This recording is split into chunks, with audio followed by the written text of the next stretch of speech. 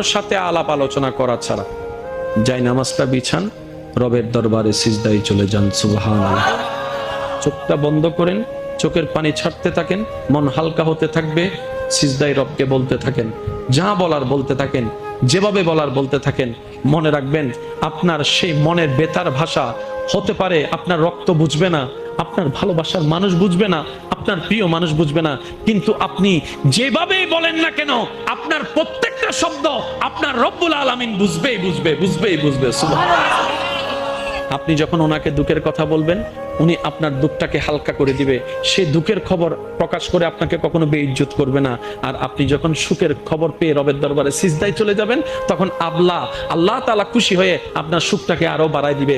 লা ইন শাকারতুম লা আযীদান্নাকুম আয়াতের উপর আমল হয়ে যাবে।